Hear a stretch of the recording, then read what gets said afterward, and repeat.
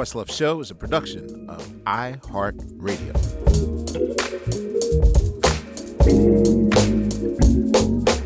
Welcome to the Questlove Show. I'm your host, Questlove. As of late on this platform, we have shown love to the low end, of course, with so many awesome bass players, and today is no exception. However, you know that we here at the show cannot pass up a good pivot story. And we are pleased to welcome a newcomer to the game, a trumpet player from Los Angeles, by the way of Melbourne, Australia. His debut album, Honora, is a journey into the world of instrumental interpretations, both the jazz, not even both, the jazz, pop, rock, soul, ilk, covering all spectrums of music. We would like to welcome, incidentally, our newcomer is also a Rock and Roll Hall of Fame member. Shows you how far his journey has come. We'd like to welcome for the first time Mr. Michael Peter Balzari, also professionally known as Flea. That's me. That's your name. Okay, nice to meet you, Flea. Yeah, nice to meet you, sir. All right, so what is your morning routine the first 30 minutes when you wake up? Do you have a morning routine? Oh, yeah. Very ritualized morning routine, night routine. I'm a man of many rituals. Actually, I'm glad you said that. Yeah. What's the last... Because I'm very strict on night routines. What does the last hour of your day look like when you know you're going to go to bed? Like I'm winding down. Yeah. I'm pretty strict about it. First is whatever music I'm going to listen to before bed, which is lately He Loved Him Madly by Miles Davis every night. But it always something like that. It was Ravel before that, you know. But I pick the music, brush teeth, wash face, you know, a little cream or whatever as I get older and trying to keep things supple. Yes. And then prayers. I'm a praying man, so I pray every morning and every night. And then I read. I always read before bed. I've been, since I'm a little boy, I love to read, so I read every day. And that's pretty much it. But it's all of those things are the musts, What is your morning routine? Morning routine is, but once I depending on if I have to get up or I have, flexible time, but no matter what the things are, I do exercises in bed before I get out of bed every morning. Like basically stretches and stuff, because my back has gotten damaged before. So I have things to do, because it can settle in a weird way when you're sleeping and you get up all of a sudden you're like, Got you. I'm old. So I have a stretching routine, and then, ablutions, and then prayers, and then exercise. Wait, I gotta. Yeah. I think I told you this story once before, but... Oh, wait. There's one crucial other thing, too. Yes. Which is a big rule, is no phone in the bedroom. Yeah. No phone in the bedroom? No phone in the bedroom, especially when I wake up in the morning, those are the magic times. Right. You're in that twilight in between sleep and wake. That's when good stuff comes. Yeah. All right. Yeah. Good to know we're the same person. Yeah. Actually, okay, so I will probably say that you're the first person to seed plant in me the idea of giving gratitude. I'm going to show you how you guys changed and subsequently saved the roots without even knowing it. Whoa. All right. I talked about this story in my first book. So this is 2005. Okay. You guys are touring Europe, and your arena status now, soccer stadium status. Oh, stadium is way bigger than arena. Yes, so your soccer stadium status. Yeah. And if you're familiar with how stadium life is, that basically means you guys are playing anywhere between, some places are 70,000, some places are 120,000. And we are opening for you guys. So even for us, we just arrived at our tipping point of not just being an underground band and, your band's favorite band or your singer's favorite singer. We're actually sort of reaching a new level as well. We're doing about a week with you guys. So night one, I watch you guys, and you do something interesting. You do this magic circle thing where you guys sort of get in the football huddle, right? And then you go play the music. Night two, you do the same thing. Now the difference is I have a set list, and I'm trying to get out of my comfort zone. Like someone suggested What to do you me, mean you have a set list? Like you're making your set list? No. I'm looking at your set list. I'm standing by the monitor set list. board. Right. And so the thing is that by this point, various people are trying to talk me out of the safety zone. I come from the school of Prince, where George Clinton once joked that Prince is a master at rehearsing his spontaneity. Yeah. And so, this is the point where people are like, you guys are musicians. Like, how come you don't jam more? How come you don't, I was like hypersensitive about not becoming a jam band because I was like, oh, critics will eat us alive if we're, but I was trying to figure out, I was learning to loosen up and, hey guys, do another 16 bars or whatever, like something off the grid of just not something that we do. Arranged, yeah. Right. So you do this magic circle thing. Yeah. And I'm like, oh, they're going to call an audible. Yeah. Another song. And then I'm like, oh, they're still following the set list. Oh, okay. Night three, you do the same thing. I'm like, why do they keep having these huddles and circles? Wait, it was right before the show, though, right? No. Oh, during the show. You would do 3 songs. Oh, right. See, me, I segue a song like a DJ. Right. You would stop a song. Yeah. And then we're in talking front of 80,000 people. You get in a circle. Talking to Right. Okay. I thought you were talking about before the show where we like hold hands in a circle. I got you. No, you would just. Yeah. You're talking about something. Yeah. And I'm like, oh, they're gonna switch songs or something. And then you go back and you still stick to the script. Yeah. So I hit you up and I'm like, yo, what are y'all talking about when y'all in that circle? Yeah. Because you're still sticking to the script. So you're not saying like, let's switch orders or whatever. Yeah. And you gave me my answer. So I go on the Roots tour bus. We're young and dumb, whatever. So I get on. I'm like, yo, man, because I was talking about it. And, my manager's on there, maybe like 2 other members of the band. And I was like, yo, man, I asked Flea, like, what are those guys doing? And he was like, obviously he gave me some like hippy dippy shit like, oh, man, we just, I had a great lunch this morning and, I went to the museum and da-da-da-da and da-da-da-da, and then I went to Ann. I'm like, what are y'all really talking about? He's like, oh, man, it's like, we're just kids from L.A., man. We're just like, just take it in the moment. And da-da-da. I was like, you're just talking about like hippy dippy shit, man. Yeah. Real dismissive of me. And I'm going back to play my my Xbox. Yeah. And my manager says, yeah, it makes sense. I can see that. They actually like each other. I was like, word. So I go back to the thing I'm playing. And like 40 seconds later, pause. I go back to the front of the bus. I'm like, what do you mean they actually like each other? He's like, and it's almost about to become the Goodfellas, you think I'm funny moment. He's like, yeah, they actually fuck with each other. They like each other. And I'm like, as opposed to what? And he looks at me like, come on, dog. I'm like, what you talking about? Because in my mind, I'm like, yo, like we were buskers on a street corner, not even 10 years ago, and literally day by day, like we're here. Like, what are you talking about? And he's like, well, if you want to call it that, yeah, I mean, technically, he says, look, my job here is to keep the train running no matter what. But what, you guys think is your friends like you used to be in high school? Y'all don't even talk to each other. You're the one that has a Gryffindor bus and a Slytherin bus, and y'all might show up to sound check. I said, you saying we're phoning it in? He's like, well, you guys are still good, but y'all ain't friends. Like, you're just going through the motions. Like, he's like, dude, the Beatles broke up after 7 years. Like, this is year 14 for y'all. So y'all lasted twice as long as the Beatles. And that really messed with me, man. So once he made me aware of the fact that, damn, like when is the last time me and Tariq just like went out to dinner or went to the movies? Like we were like brothers. Yeah. And then when it became a business, I think in my head I said, okay, for the sake of the business, like let's separate and just keep the business running.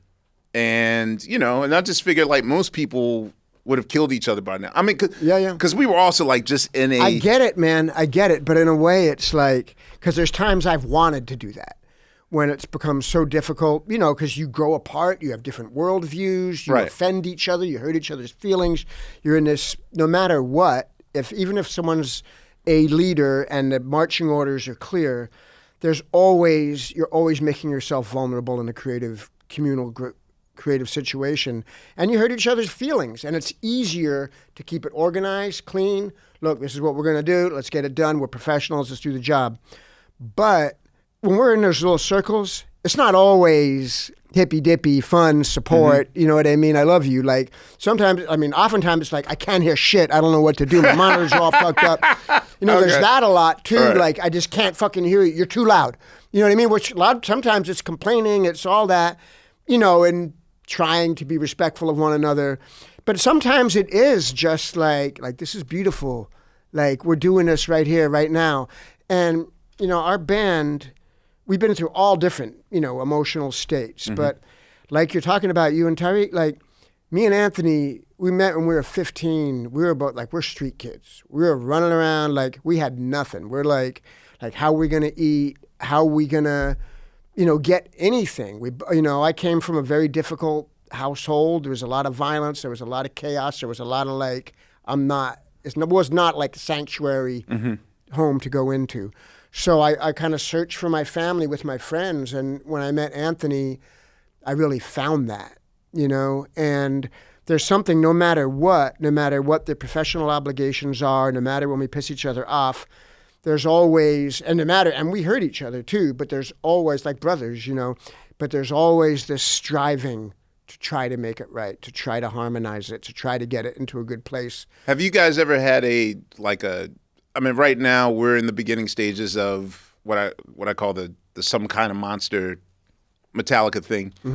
Like, there's a therapist. Okay. And we're okay. So my feelings were hurt when you told me that the bridge wasn't good and da da da da. And have you guys ever had to have no? Who's the person that will we have to have a band meeting and? Yeah, I think we could use it sometimes, but I don't know if we could all get on the same page about it.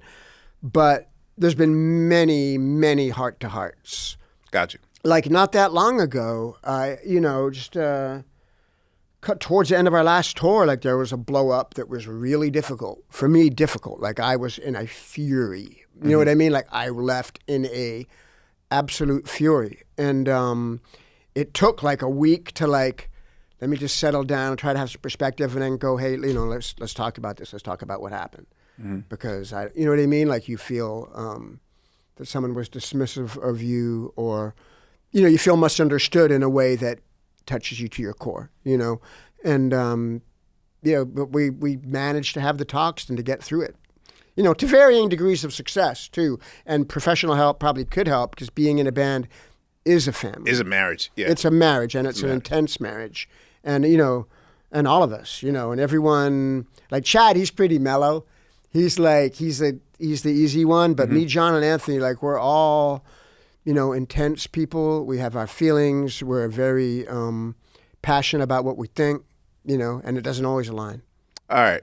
I even if my version was the idea of, it was enough to scare me enough, right, to literally, I'll say 4 years later, once the Tonight Show came.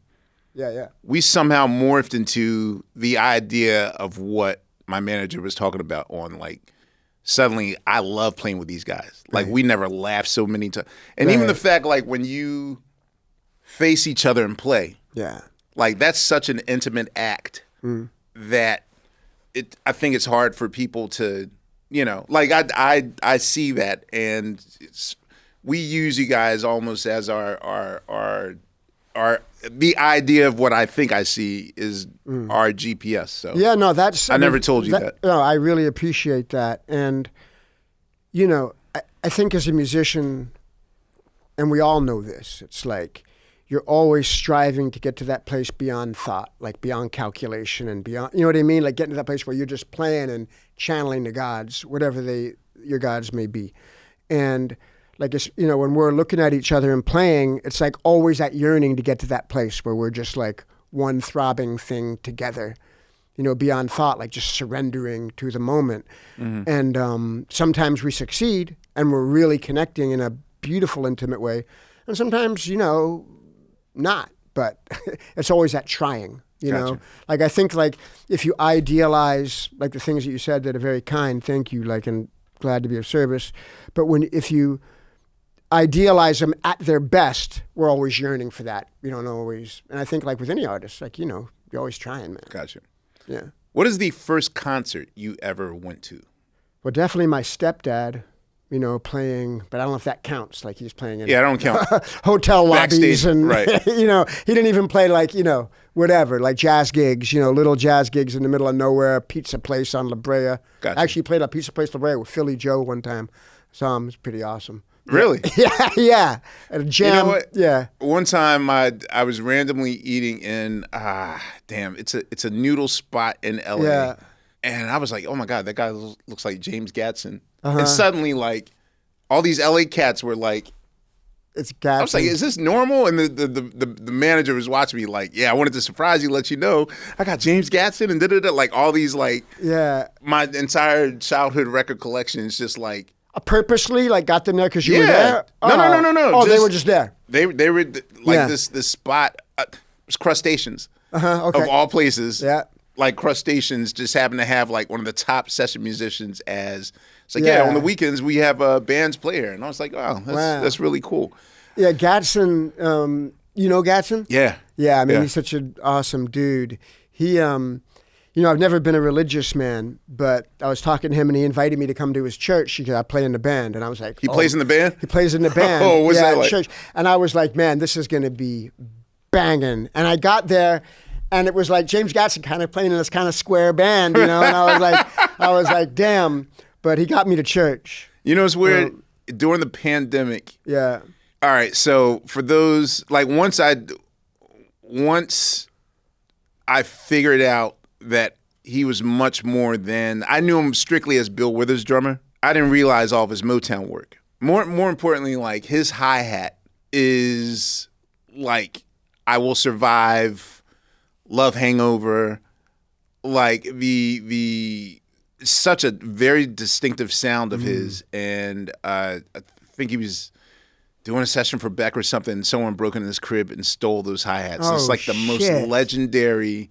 Like whenever I hear those hi-hats, I instantly know Yeah. that's Gatson playing drums, which is normally I could identify a drummer on their snare drum. Yeah. But for me to identify you on the quality of your hi-hat Yeah. is such a travesty. Yeah, I want you, man. Dude. Dude. Yeah. Well, is there a food you hated as a kid that you love now? Damn. Not really. No, no. What is I think everything. I mean, that probably is. No, but I don't know. I was always a good eater. I always just put it down. What Unless is it's your? really nasty.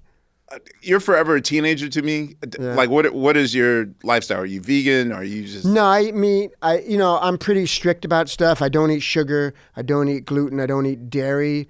But besides that, yeah, and I try to eat organic, clean food. Okay. But yeah, I eat animals. Got you. Yeah. Did you ever have a recurring nightmare as a kid, or do you dream about the same thing over and over?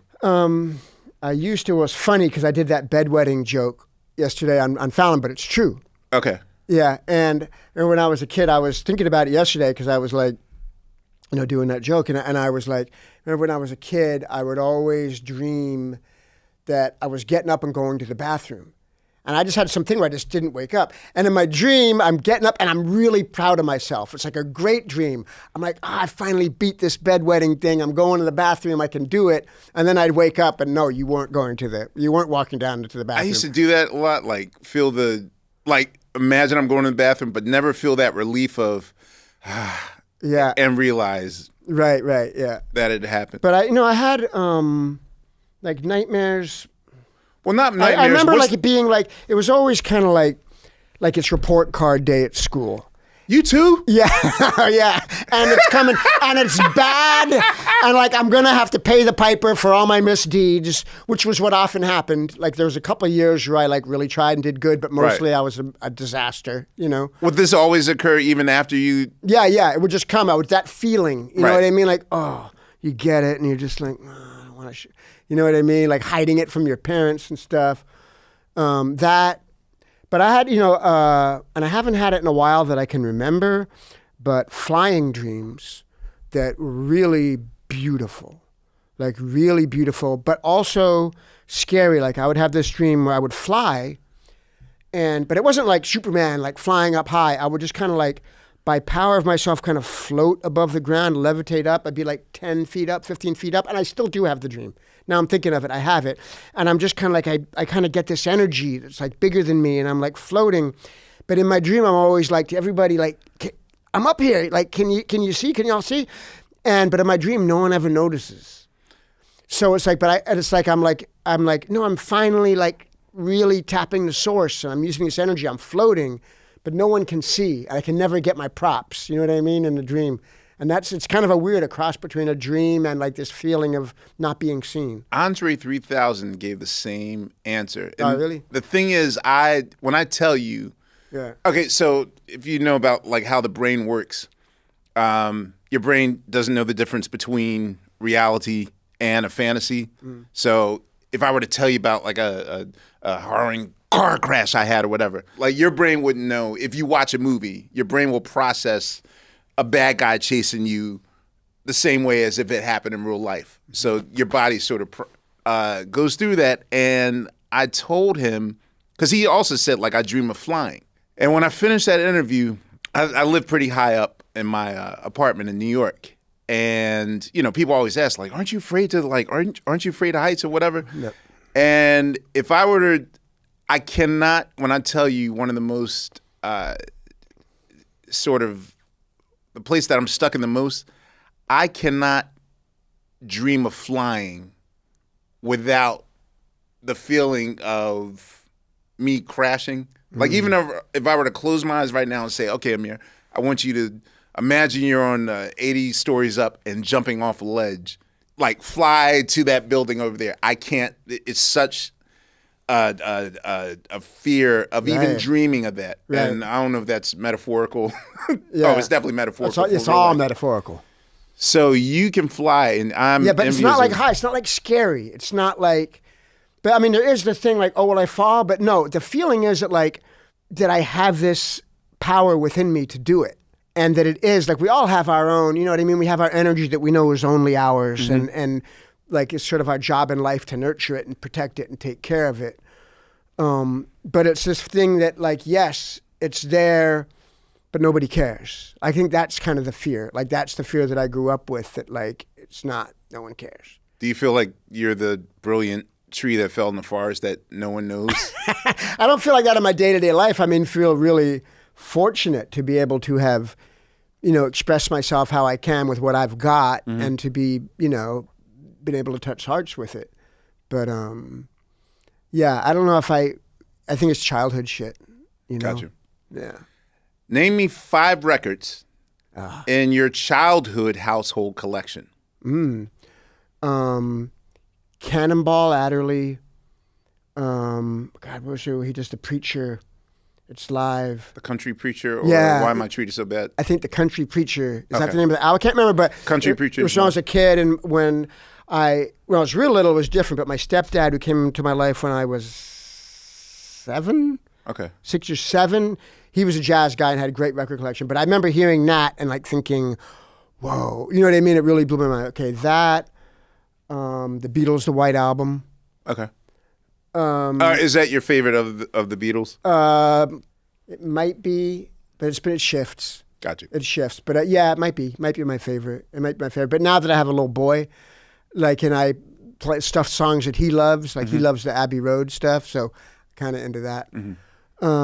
But little kid records, I had a Louis Armstrong record. Satch Plays Fats. He's all do singing Fats Waller songs. Okay. Yeah, and I really love that. Clifford Brown and Max Roach. that quintet. That was a record as I was starting to play trumpet, and you know what I mean? It's. Would you shed to Clifford Brown? No, I wasn't good enough to shred it. No, I Okay. I just listened to it and knew it was possible. Okay. Yeah, and still like that. Gotcha. You know. And your last album? What's that? Your last album? You mentioned four. four. Oh yeah, four. Just trying to think. Little Kid Records. I don't want to go too far. Like Sympathy for the Devil, the Rolling Stones. Okay. Yeah, that song. And what album is that on? Yes. Oh, Beggar's Banquet. Okay. And I have this distinct memory of my stepdad. Like he frowned on rock music, but for some reason he had that 8-track. And we put it in and it would play and he would go, and he's going, pleased to meet you, won't you guess my name? You know, he's doing these verses. I've been around civilizations, ancient, da-da-da. And he was like, who's he talking about? Like, who's he talking about? And I was like, I don't know. Like, I'm a little kid, like, trying to think, like, who's he singing about? Like, who's pleased to meet who? Right. Who's he talking about? And I remember him, like, looking at me going, the devil. Like, looking at me and being like... That's how you met the devil. Yeah. Shit. Yeah. All right. Yeah. What was your first job? Well, I had many jobs as a kid. I was always, knocking on people's doors. I'll mow your lawn. I'll take your garbage out. I used to stand in the supermarket parking lot asking people to carry their groceries to their car, like hoping for a tip. But my first actual paying job was a liquor store delivery boy. Yeah. Okay. Yeah. You were allowed to deliver liquor 16, you drive in L.A. Okay. Yeah. No, I could drive, delivered liquor. So you were the original... Yeah, and drank plenty of it. Yeah. So you were original Uber Eats. Okay. Yeah, uh-huh. Okay, so sort of expansion of the question before. What album single-handedly changed your life? It has to be one. This can also be your album, whatever. But like, if there's an album that literally changed the trajectory of your life, I have to say it's the record G.I. by the Germs. what was it about it? It's a very like wild punk rock album. The singing on it just goes like wow, wow, wow. You know what I mean? Like but what it was about it is, so I grew up loving Miles Davis, loving the Mahavishnu Orchestra. When I got into rock music, it was all about Jimi Hendrix. It was all about the great, great players. And this is a music that was everything to me. And I looked at music as like your ability to play masterfully. And groove too, of course. You know what I mean? Like I understood the importance of, P-Funk and groove. But when I heard the Germs, it was the first time what hit home to me, and it was huge. It was, here's this music, like the musicianship is very few tools. You know what I mean? It's relative, even though the songs are really good, and I think the playing is great, harmonically, melodically, it's relatively remedial and simple and distorted and a mess and all this stuff. But I remember like laying back, listening to headphones, just like being taken away by it, like into this real beautiful cosmic place. And I just remember thinking like, it doesn't matter how good you play. It was like everything is motivation and intent, and people come from all different cultures. They have all different, you know what I mean, abilities. Right. But if you have the right motivation, the intent, and the passion to express your story with what you've got and what you know, it is the most valuable thing in the world. And it just awakened in me a thing beyond music as a way to approach music, you know, like storytelling and just how important it is for us to tell our stories. Like, and I think been thinking about that a lot lately now too. Like, people are angry, they're angry about oppression in the world and hypocrisy and cruelty and all this stuff. And I get it. I'm angry too. Like, there's all this shit going on. But how important it is to just let go of our anger and invest in beautiful things. Of like I was at the Vanguard the other night seeing Marquise Hill playing with Junius Paul, Micaiah McCraven, like these guys throwing down in a way, and they're playing the Vanguard, little place, beautiful place, historical place. But like how more than ever, as, whatever protests or, big picture things that are really important, to just invest our time and energy in people making beautiful things and put our energy into that, to support that, to be a part of it, to do what we can to tell our stories in whichever way we have to tell them. And anyway, so that record, that's sorry, a tangent, but that record really awakened in me that. And at the same time, I was reading a biography of Bob Marley, and I can't remember who wrote it. It was, this is in the early 80s. Mm-hmm. And he talked about that, about like motivation, what motivates you, and the purity of your intention being everything. He's like, I don't care about reggae, it's where I'm from, it's what I do, but everything is where my heart is at. And as well as this is something I'm always learning from, like Coltrane recently. I read a quote by him talking about like your music can only be as good as you are as a person, and that really hit home to me. Bars. Like, Shit. Period. You know what I mean?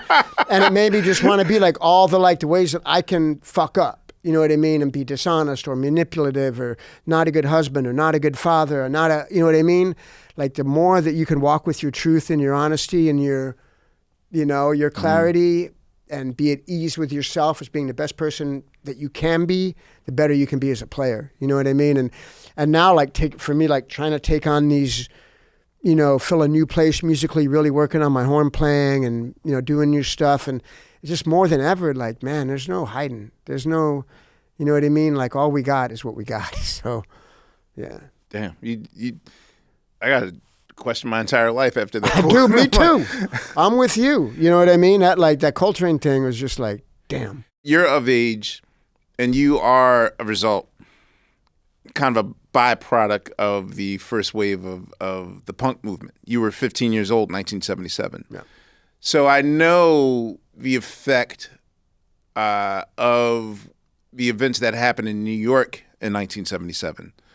The punk movement, underground disco, even the sort of elitist Studio 54 atmosphere, the blackout happening, thus giving birth to hip-hop culture based on all the turntables acquired doing that those two nights. What was happening in L.A. in 1977? I know there's, and I often hear, bands like X or whatever, but in 1977, was punk's movement immediate as it was in New York, or was it sort of like hip hop where it took maybe a year and a half to really migrate to California for you guys to get enlightened as well? Yeah, LA had its own scene. Okay. And I confess that I'm late. I was on a late freight. I didn't really get into punk. And when I got into Germs, I joined Fear, the band, that was 82, 81. And before that, I was into Hendrix, But I got to know, shortly after the birth of it, all the luminaries of the LA punk scene. And we had really great bands, the Weirdos were incredible. The Weirdos, the Screamers, who were experimenting with synths and electro sounds in punk. There was just, and I would go out and see all kinds of weird bands. It was just, and I think probably like New York in a way where, and it's something that I really miss, and I'm so grateful to have had the opportunity that from when I met Anthony, we were 15, it was every single night we were trying to get into a club to see a band. And we didn't, whatever it was, you know what I mean? And we see some weird heavy metal band, some Sunset Strip hair metal band, some, dirty punk band, some arty band, some African influenced band, some electro band. It was just relentless. Every night there were clubs all over the city full of music. You could go down to the Parisian Room and see Freddie Hubbard, and then you could go to the Starwood and see, the Suburban Lawns. Mm-hmm. You know what I mean? There was just so much arty, weird, underground music happening, Was it typical to have that expansive of a vocabulary as you did? Hey, I'm just as excited to see P-Funk and those guys as I am to see, whatever other things happening. You seem to have a wide open palette, which to me is very hip-hop. Yeah, no, for me, everything it's always been like that for me. Anything I love was never to the exclusion of anything else. Right. And no, it was not common at all. People I knew from each thing mostly didn't like the other thing. But for me, and it's kind of what I spoke to earlier when I was a kid, when I saw my stepdad playing jazz and I got into his jazz records and I was mind blown by this level of musicianship. I still love the Beatles, and it was the same to me. Mm-hmm. Like if I listened to Charlie Parker and I listened to the Beatles, it was just music. Like I never separated it out, and I feel so lucky for that, and was always grateful for all of it. But I confess that it wasn't, that's why I mentioned that Germs record, it wasn't really until right around then when I opened my mind enough to really see the beauty in that. Mm-hmm. You know what I mean? Like I knew there was something about it. Like I'd go out to punk shows, but it was scary. It was violent, man. It was like ambulances out front, people getting beat up, the cops waiting with nightsticks out in front of the show, come out, bam, slamming on people. I remember being at 45 Grave Show, the Anti-Club on Melrose, literally walked out, boom, cops on you with nightsticks. Like, run it. You know what I mean? Like, it was just happening. Like, became a threat. It was like, there's going to be riots. There's going to be a problem. The cops were just outside the show waiting. And also, and within it, too, like, you had the wrong haircut. You see, like, 10 guys stomping the shit out of somebody. Like, terrifying. See, I only thought, okay, so for New York, that club would have been the Latin Quarter. Yeah. And during this period, like, that is such a renaissance happening with... Mm-hmm. One night you're hearing Boogie Down Productions, next night it's Ultramagnetic, next night it's like literally your life is being changed week after week with classic records. Like you're hearing Rebel Without a Pause for the first time. Yeah. But it's also like you might die tonight. Yeah. And I keep asking people that come on the show, like, so you knowing that you're risking your life just to get your mind blown by a 4-minute song and you might not sit, and they're like, it was so worth it that dying wasn't even an option. Like you just felt, so for you, it was just like. It had to go. Like I wanted to be where it was. You know, one of my favorite writers, Yukio Mishima, great writer. He, had this crazy ending in his life where he was like revered as like the Shakespeare of Japan, like this great writer. Right. Then he became like this severe, hardcore, right-wing nationalist dude who like kind of gathered his own army together and they would march around, you know what I mean? Like doing his thing. There's a great Schrader movie about him. I don't know if you ever saw it called Mishima. It's great. But he, at the end of his life, he went and like took the head of the Japanese military hostage. It made him assemble the troops where he gave this big speech like Japan has to come back to, its nationalist values. And then boom, here he carried himself. It was on the news. It happened. And I think he killed the general guy. Like they took a sword to him, his followers, like this crazy guy. I mean, he really, but something he said, and it kind of speaks to the way he went out, is that there are very rare times in life when art and action come together. And when those things come together, it's everything. And I didn't know that at the time, but it was that feeling you're talking about. Like you're going out to the music, there's physical danger. You know what I mean? For whatever the reason is. And you're alive, man, in that moment. And it's when art and action, it's like these two things. Is there sort of a romantic thing when there's danger in the air? I think only twice in my life I've went to 2 shows in which I was a little afraid. And really it wasn't a big deal. Number one, it was like my very first bass player in the Roots was like, yo, dude, I'm gonna change your life tonight. I'm going to take you to see the Rollins Band. Yeah. And I never heard the Rollins Band. So I went there, and when I got there, he looked at my feet, and he's like, oh, God, you're wearing Birkenstocks? I was like, yeah, what's the big deal? He's like, you're going to do a lot of jumping tonight. I was like, oh, I don't get it. And I didn't realize, like, this was, boot season and shit, and moshing. I knew nothing about this shit. Yeah. And I didn't get stomped, but Jesus Christ, being transfixed by my first hardcore show in the front row with all these moshers. I've never seen mosh culture, nothing like that. Yeah. And the second time, after the Tonight Show, the Lonely Island dudes convinced me. It's like, yo, you got to see. This is right when Tyler, the Creator, was sort of like the RZA over the Odd Future sort of collective. Yep.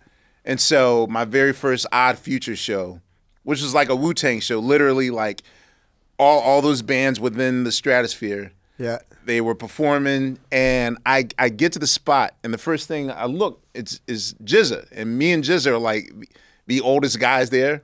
Yeah. Now Jizza has kids, I don't have kids. Yeah.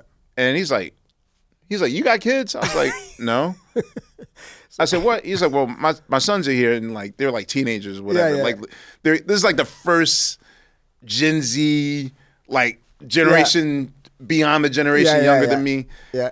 And when the shit started, man, like if you ever seen the Bad Brains at CBGB's, I've seen footage. Yeah. Right. Yeah. Literally, the way it starts is like very quiet and unassuming, and then suddenly, like you see one person run on stage, and all of a sudden, it's just, when that happened within like 20 seconds. Yeah. Like the second Tyler came on stage, he walked. Yeah. And the southern audience and the center, and then I was caught in just maelstrom. And I was like, I might die tonight, but also part of me was like, cool. And I didn't. So for you, is danger a necessary element? I don't know. Like in most situations, like, is it authentic? More authentic? I think like that kind of danger when it's like people having fun. I was at a punk rock show a couple of weeks ago. Like a kid I knew since he was born. That's a punk band. The Mainliners went to see him play. You know, they're slamming, moshing like crazy. Troubadour. All the fight breaks out. Like two guys, bam, really. Wait, at the Troubadour? At the Troubadour. A punk show? Yeah, punk show. Full on punk show. God damn. Okay. Yeah, they do it. They do it.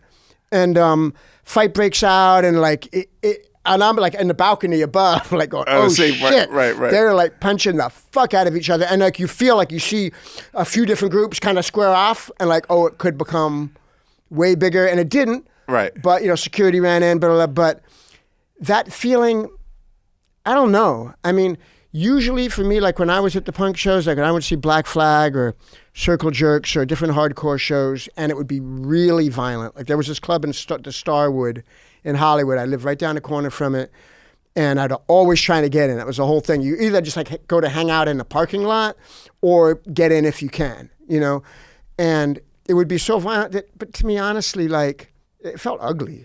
Like it didn't really feel like I was like, because it was a lot of times it's like these jock kids, you know what I mean? Like they don't even, you don't love this music. You don't, like you're wearing your anarchy button. What is anarchy? What does that mean? Mm-hmm. You know what I mean? Like it's just another pissed off kid, like you're a bully in school and now you're trying to do this bullshit here. Right. Like, you know what I mean? Like to me, like the music was all, it's like, it's beautiful. Like I get, and like the cop thing, when that happened, that was really scary.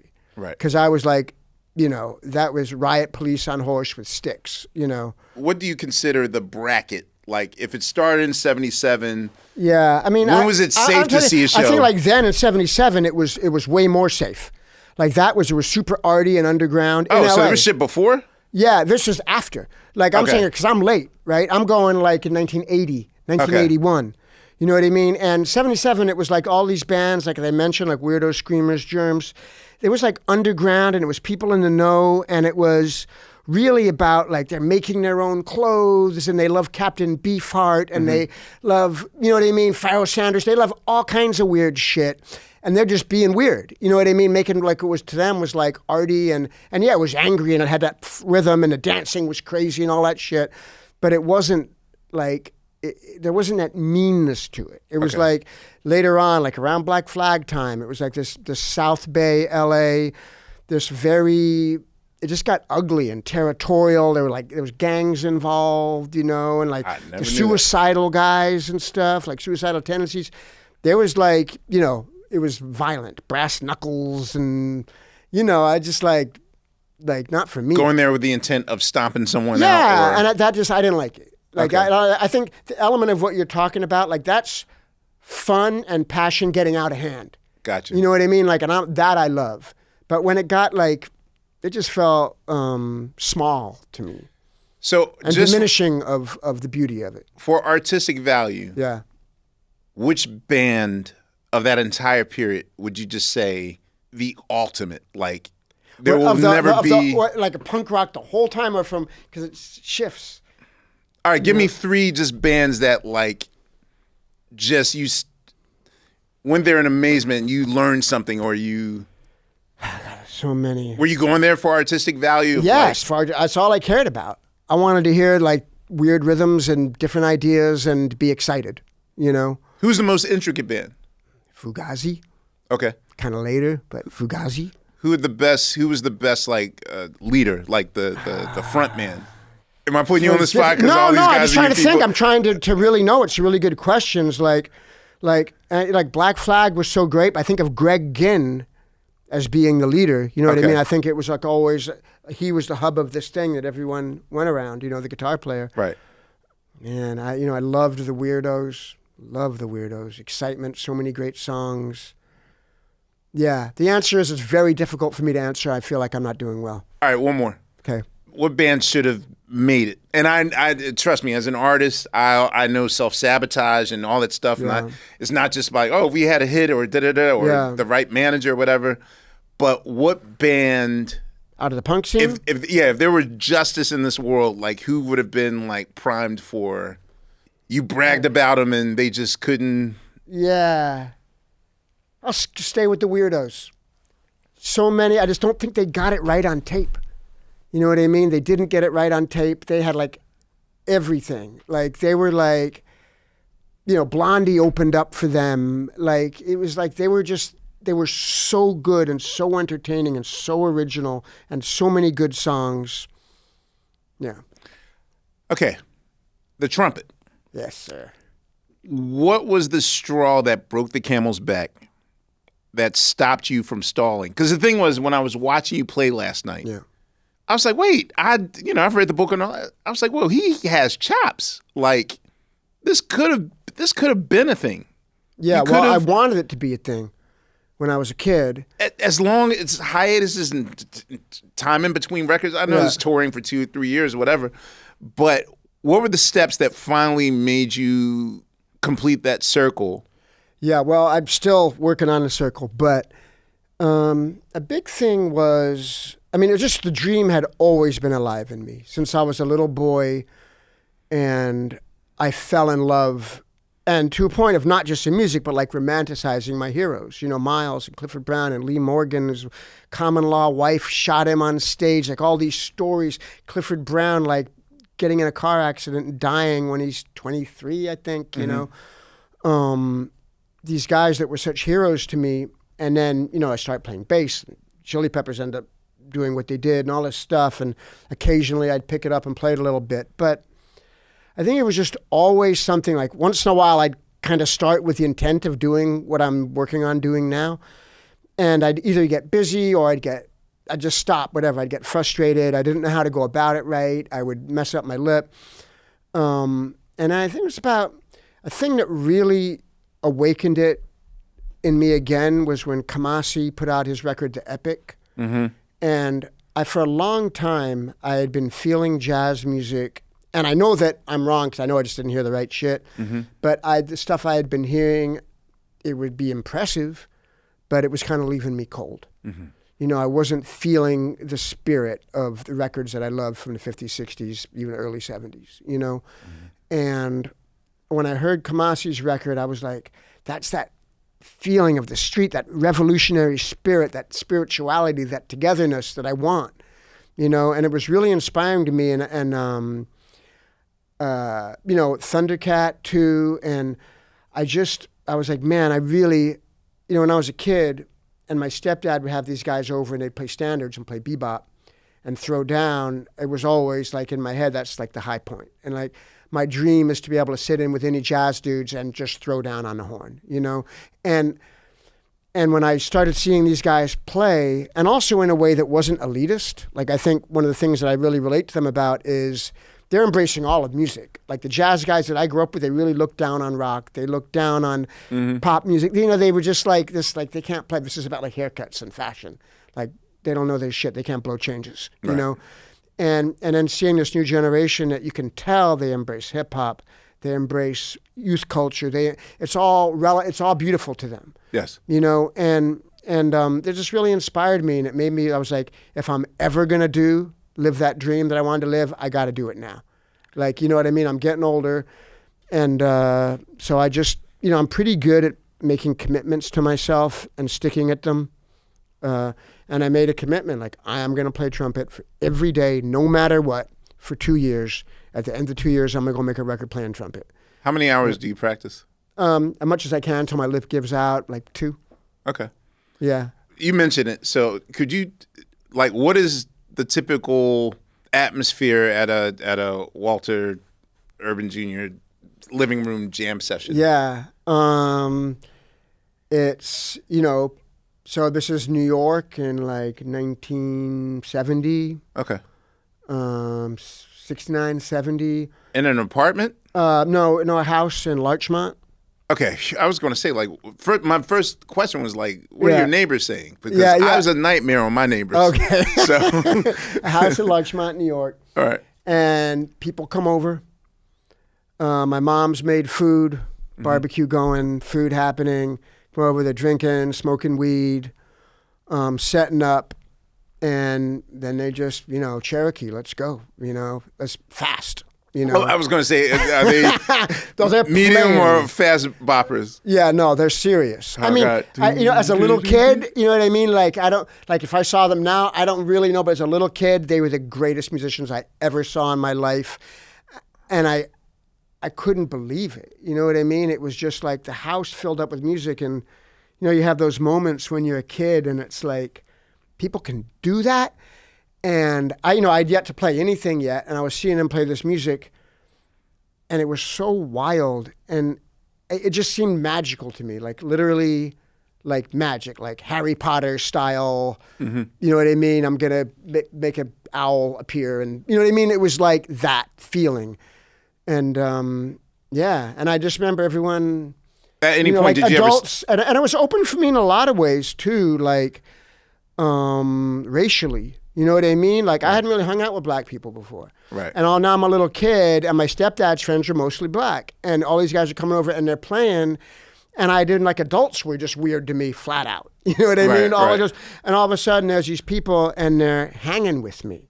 Right. They're joking with me. They're talking to me. They're asking me, like, do you play an instrument? Do you want to play an instrument? Like, they're like, I existed. I was being seen. And it was, all of it. Like, it was good, man. It was so healthy. I'm so grateful for that. What non-musical talent do you also possess? I have a pretty good jump shot. You a basketball man. I'm a basketball man. Yeah, I love it. And I've always played, but I was never very good. All right. I never really learned properly. Like I was like, street ball growing up every day. But during the pandemic, I got a shooting coach, the lethal shooter. Yeah, he was. This is how you spent the pandemic? Okay. Yeah, man. Yeah, and he came over and he was like, we're going to get you right. And every day, shooting. I learned proper form for the first time. And yeah, so, it's all right. It's all right. I'm always nurturing it, working on it. And other skills, I don't know. I mean, like you, I like writing a lot. You know what I mean? And, okay. And sitting down and taking pen to paper, and just the whole literature world for me is a huge part of my life. Like I said, I read every day. Always studying writers and being transported by that. And so I don't know, I can't really speak of it as, I guess it's a skill, but I just think of the things that I'm always working on, that I always care about. Gotcha. Yeah. I was going to say, well, especially with musicians and basketball, and having toured with the Beastie Boys for a good 2 years and whatnot. Yeah. I'd see like games or whatever, like them versus other. At your most extreme physical state, and you're like, would you often do pickup games with other artists? I'm only asking this because I finally, after hearing all the folklore of Prince as a basketball player, like I've seen actual footage. Yeah, he can really play, huh? He was amazing. Wow. Like as one of his, just the determination to, he knows you're underestimating him. Yeah. But literally just on some Iverson, like he'll just come to a crowd of whatever, and it'll go in. Yeah. Wow. Would you like? How serious were your like? I mean, I don't know.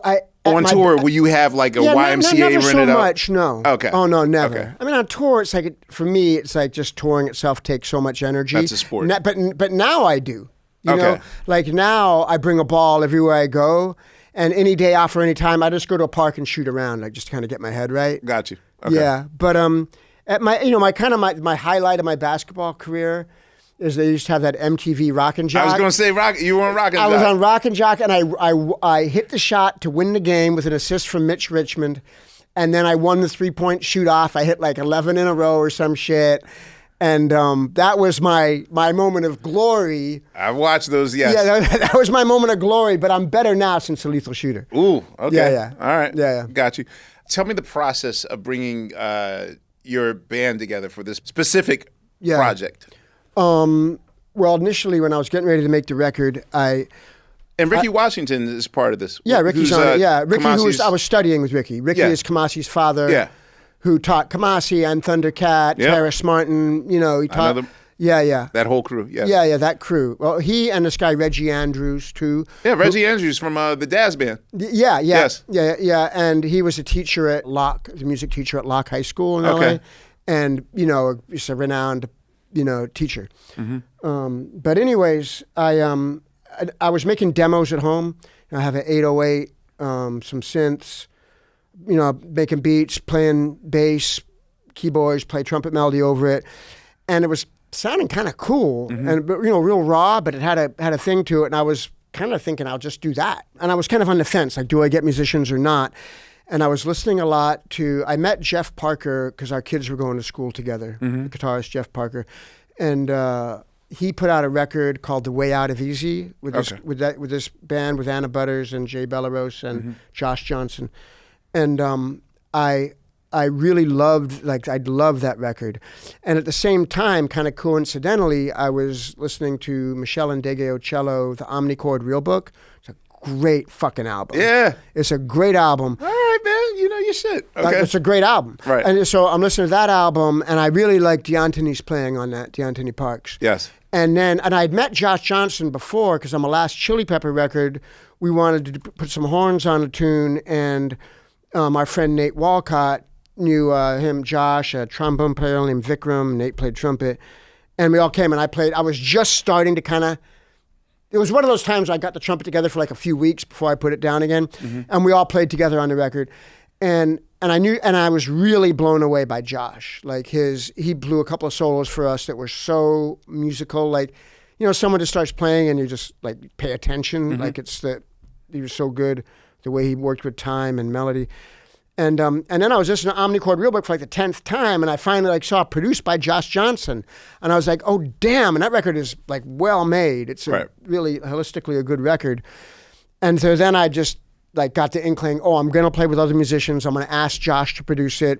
He knows these other musicians. I'm going to ask, I had the people in mind. I'm like, I want D'Antoni, I want Jeff, I want Anna. And he came over, heard my stuff. I said, you think, they would do it? And he asked them all. They all said yes. And that was kind of it, and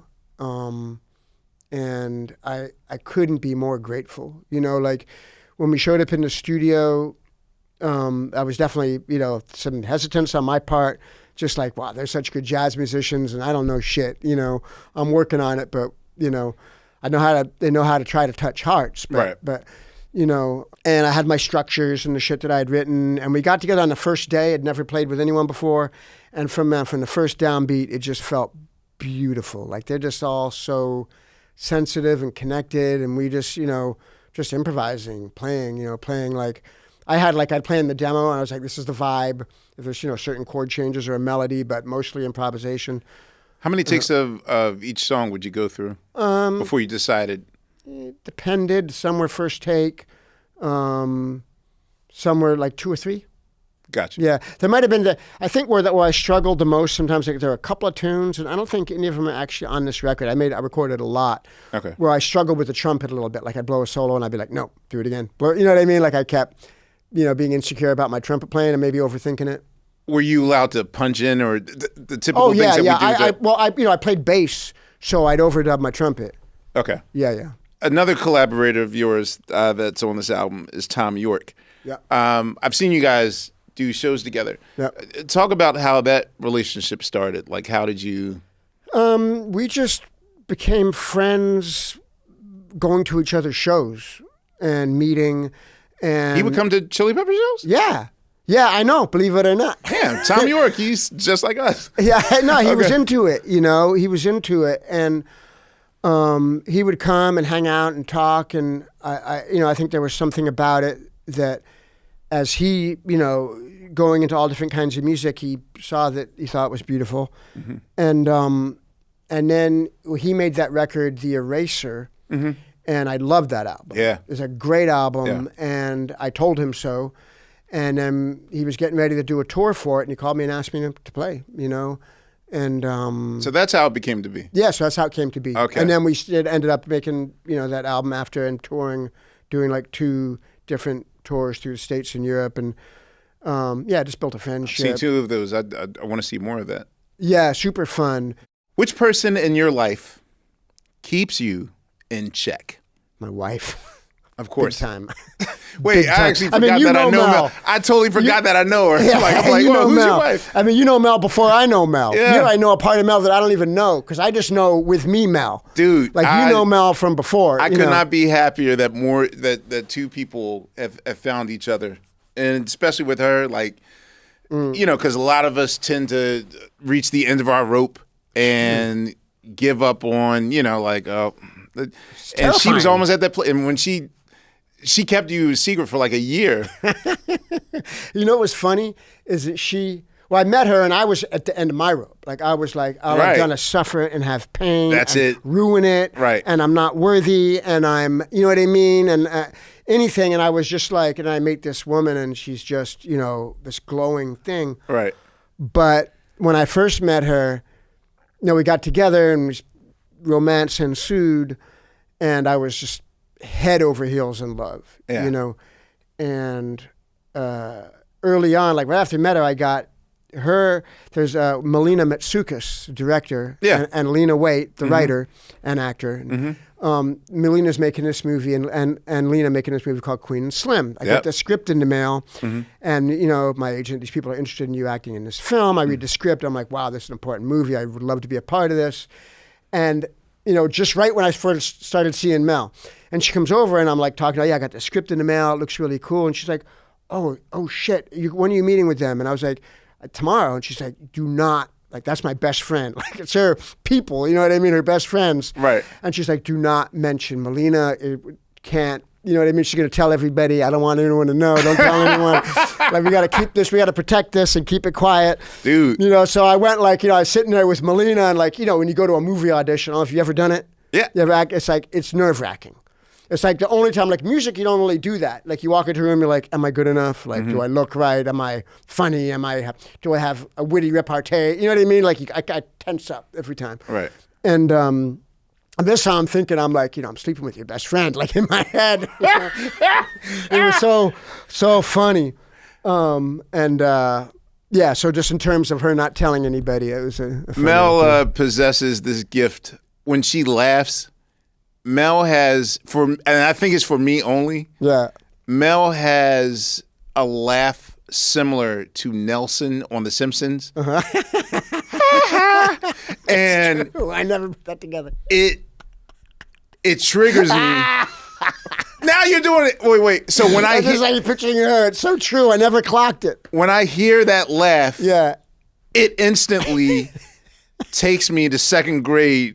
When, I think in second grade was the one year in which I was the only boy in a school with 17 girls. Yeah. So if anything, I would trip or something, whatever, like that. Like it would just trigger me. And I actually asked her once. I was like, "Is that your natural laugh, or like, do you have another laugh you could do?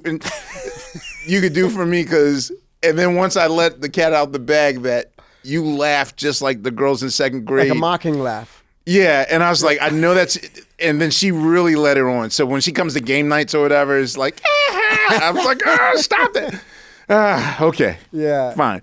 I also want to talk about Plea, because here's the thing. We live in a time in which I know it's expected for artists to art, and whatnot. And oftentimes, I could tell who's like, all right, I'm going to come up with the anthem. Like, everyone dreams of that whole, I want to teach. And then, an anthem gets chosen that you don't. No one saw Kendrick Lamar's All Right as, okay, this is our official anthem. Yeah. Because everyone else had the, stand up and fight, or like they had their anthem slogan.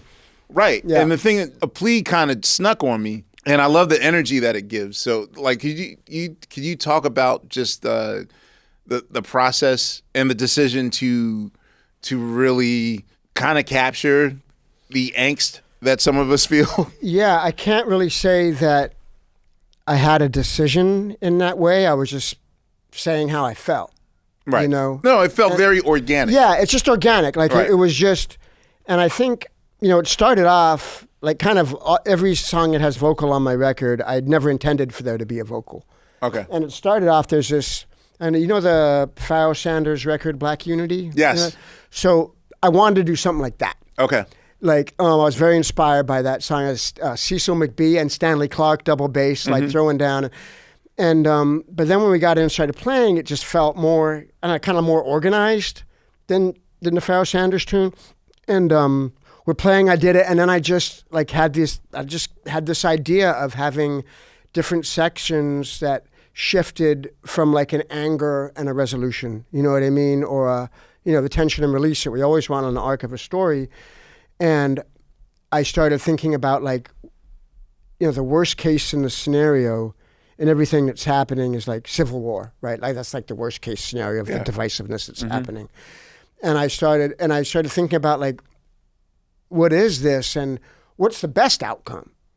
You know what I mean? Is the thing like we're all striving for is peace and harmony and togetherness, And at the same time feeling, you go online on Instagram or whatever, and it's this constant, like someone makes a political stand about something, and it might be something I agree with. Something I don't agree with, whatever it is, but it's always either you're preaching to the converted or you're saying fuck the converted. You know what I mean? Like, and it's this back and forth that goes nowhere. And even though the people I agree with, on occasion can be heartwarming, but when I say, like on the song, it's like, I don't care about your politics. I don't want to hear about your fucking politics. It's not like I care deeply about the issues.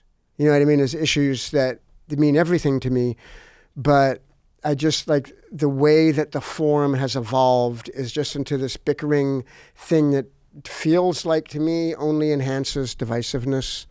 And I don't know. It was just everything about it was so, wanting to do it in kind of different sections, but just sprawled it out and did it, just wanting to be organic to how I feel and to express myself. Gotcha. There was nothing beyond that. Okay. Yeah. Okay. I would be remiss if I don't ask this question for bass heads out there. Yeah. What are your 3 most treasured basses? How many basses do you own? I've been trying to get rid of them because there are too many. Storage unit time? Yeah. Or are they in the house? No, they're in the house, but it's like, it's dumb. You know what I mean? I had like 20 basses or something. Oh, that's not bad. Still, it's a lot. And yeah, but I need one. You know what I mean? I don't play a 5-string. I play a regular 4-string bass. I mean, my main one is a 61 Fender Jazz bass. Beautiful, plays like butter. Played it yesterday. And then I have another. Is that what you've always used on? I'm using it since like 20 years ago. Someone gave it to me in a Tower Records parking lot. Just gave it to me. Yeah, and it's a beautiful fucking bass. I'm worth a buttload of money too. Really? Yeah. Okay. Yeah. No, it's like early days of Twitter, and I got on there, and I was like, "Hi, Questlove," Yeah. But I got I had kind of finally figured out that I liked old Fender basses. Like I'd always just kind of played whatever, like new basses, and always had this attitude about instruments that the instrument means nothing. It's all in the fingers in your mind, like that. Your motivation, your intent, that thing I was talking about. And then, but it kind of dawned on me, like the longer a thing hasn't been a tree, and it's been a bass, it really takes on a feeling of its own. And I started playing some old Fender basses that were beautiful, and I just wanted to get one, didn't have one. And I wrote on Twitter, I want to get one. Some guy wrote me, meet me at the Tower Records parking lot on Wednesday at 2:00. I could have sworn you were a Fender guy. No, it was because you're but that's like 20 years ago. Okay. So, yeah, but that's like. Yeah. I know you're known for your slap method, but also like your Jamerson game is on point too. Yeah, no, so I'm into it, man. I always thought you were a Fender guy. Yeah, on occasion, but I was kind of like whatever I had, Got you. But that one, and then one time Damien Hirst said to me, what's the best bass ever made? You know, whatever, just in conversation, I was like 61 Jazz. Like, there's just not a question. It's the greatest electric bass ever made. And he was like, oh, wow, that's cool. That's interesting. And like a year later, I'm playing in London. He's like, Flea, I got something for you. Come over. I went over there, and you know, he makes those butterfly paintings. Yeah. He made me a butterfly bass, a Fender 61, covered in the most beautiful butterflies. Like, it's this gorgeous thing. Man, Amir, it's so beautiful. And he gave that to me, gifted that to me. And Nice. yeah, super nice. So both of my Are there artifacts based that you collected, like blah blah blah played this bass on? no, Hendrix? no, I don't really have like historically important basses. Oh, okay. But those two, which are both the same kind of bass, and then you know, my son-in-law, Wiley Gelber, he makes instruments, and has gifted me two basses that he made by hand, and it's just. They have a lot of love in them, and I really love those basses too. You said son-in-law, and instantly I was like going to my head, and I was like, in my mind, your daughter is still the 3-year-old that you thanked at the MTV Awards. And I'm like, she's 37. I was also like, I mean, that was like 30 plus years ago. Yeah, and if she saw the video for a Plea, she directed that and did that whole thing. Nice. Yeah, she's a great kid. Okay. Man. Yeah. She's 37, kid. What regular chores, household, domestic chores, what one chore do you loathe doing? Cleaning up dog shit. Yeah. You have dogs? When they fuck I just up? recently Yeah. became a dog dad, and it's territorial, literally territorial. Yeah, mine are pisting. really good. Actually, I switched to food and it stopped happening. But it's just like when you wake up in the morning and like you got to be somewhere and there's like piss and shit on the floor and a nice rug and you're just like, dude, the fuck? And you're down on hands and knees scrubbing and trying to get the smell so I'm out. not alone. The rug is fucked, you know. And also it's like with Mel, like she was never a dog person before me. You know, she never ever. And I'm like, before she got there, I had the dogs in the bed, you know, dogs in the room. And she is just like, like, no way. I'm Mel in this situation. Yeah, so she's like, I wake up, I'll get up in the morning, she'd just be sitting there. She's like, the dog's pooped on the rug. And like, and just they're looking at me like, deal with it. I mean, like. I'm Mel in this situation. Okay, okay. Okay, maybe I'm asking for my own benefit. How did you guys, and it's not like I will say that he had the keys to the kingdom, because you guys were headed there even during the mother's milk period. How did you guys manage to let Rick Rubin get you out of your own way to get to the place where you needed to get? Because again, there's so many powerful bands that when that moment happens, they'll sabotage it and won't go there. Yeah. And I know musicians, I don't want to say names, but will sabotage that every time out of some kind of insecurity I'm probably and one arrogance. of them. This is probably the first record. Our 17th record, I will consider our first real album, because I'm the amount of times where I've ixnayed something because it might work, or they'll think we're a sellout, or you're thinking about someone judging you or something. Like you'll sabotage it. How did you guys manage to? I you know, we had been humbled many times by things not coming out the way we wanted them, and we had actually met with Rick before we made. Not Freaky Style, but I think our third record, the Uplift Mofo Party Plan. Right. We met with Rick, and we were in our rehearsal studio. He showed up with the Beastie Boys, came in, and they were all like picking up our shit and playing it. And we're like, and everyone just thought, oh no, these guys, like, they're arrogant. They think they know everything, you know, Rick, and no one wanted to work with him.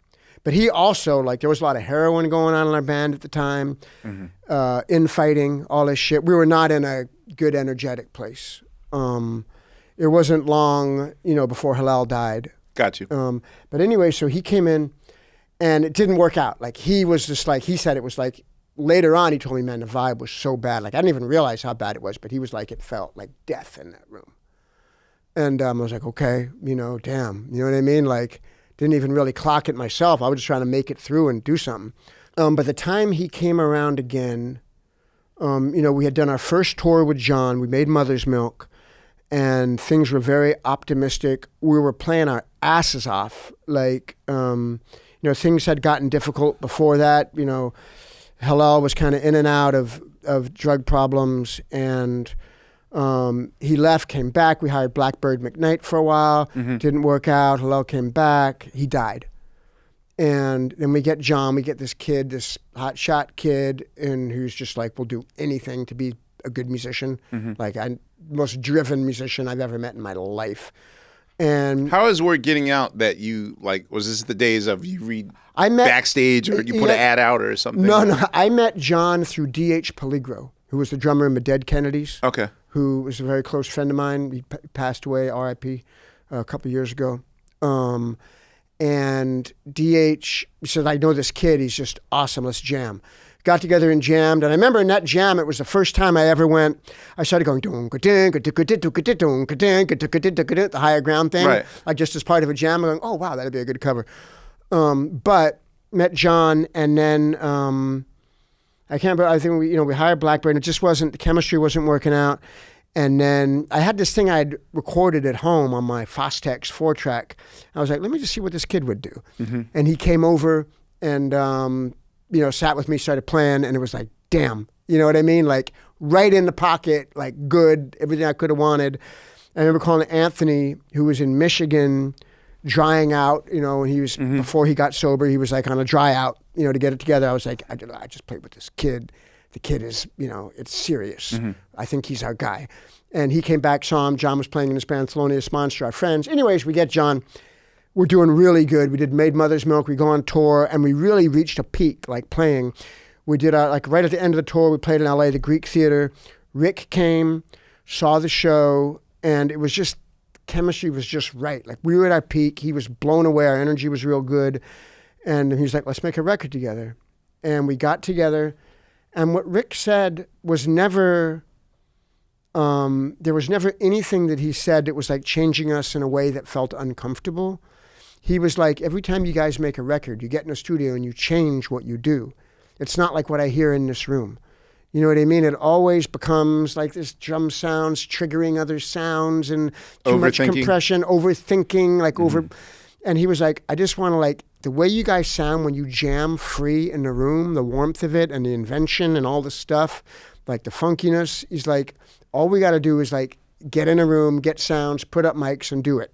And then he started having really good ideas about arrangements and stuff. Like we'd play songs and he would be like, cut the outro. Can you do it in a key lower? It'd be better for Anthony's voice or whatever it was. And he was like, all I ask of you is that you at least try every idea I have. You don't have to do it, but try it with an open mind. And we just took to it and did it.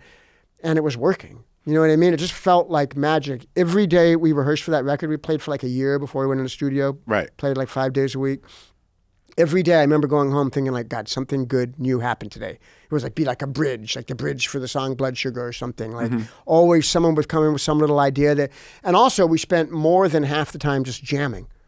Like there's one point, we'd come in, just set up and just jam free for at least an hour before we even worked on a song. And it was just like, and there were great ideas all the time just disappearing into nowhere. You could do that? Well, we did that. I was like, we did that. And so we were so in a place of playing together. And also I think like when John first joined us on Mother's Milk, he was trying to fit in, you know what I mean? And he was clearly like a stunning talent, but he hadn't really, I think, trusted himself yet to just go be himself and be free. You know what I mean? Yeah. He was still wanting to fit into what we had going. And then when he started, like by Blood Sugar, trying to be himself, he was bringing us shit that we never had before. Okay, so as the director of the SNL music doc, I couldn't get you for the interview. And, I wanted to talk to you about fear and all that other stuff. But the one thing that people like wanted me to, I'll just ask you in the most simple way possible. 10 minutes after, 1 minute after your performance of Under the Bridge, which is legendarily talked about. I was so fucked up. What happened backstage? I can't remember what happened backstage. I remember the state of the band. I'm sure it wasn't pleasant. The state of the band going into it was not good. It was right, before John quit. Right. We had this huge success, like our first really huge, like. Yeah, this is the moment. You're up in the top pop charts. Yes. You've blown up. This is the zeitgeist. Yes. This is the time. And we were just a mess. We were all going in different directions. John was like anti-rock star. He's like, I do not like being famous. I do not like being in a famous rock band, and I do not like you. You know what I mean? Like Got you. He was not happy with me. He was not happy with Anthony. And the song itself was a song, you know, it was very new for Anthony to be singing a ballad like that. Mm-hmm.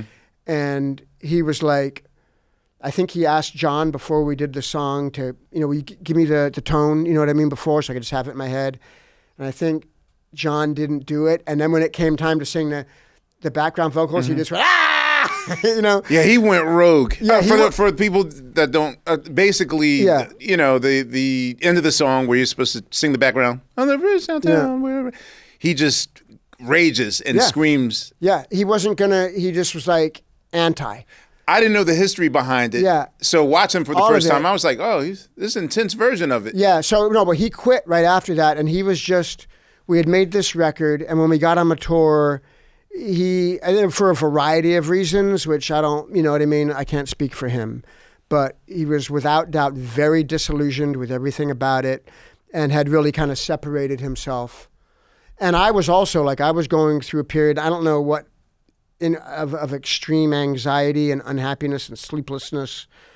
I'd gotten divorced. I just wasn't doing good, man. I remember, like, I felt so bad I didn't sleep. I was like, I look like shit.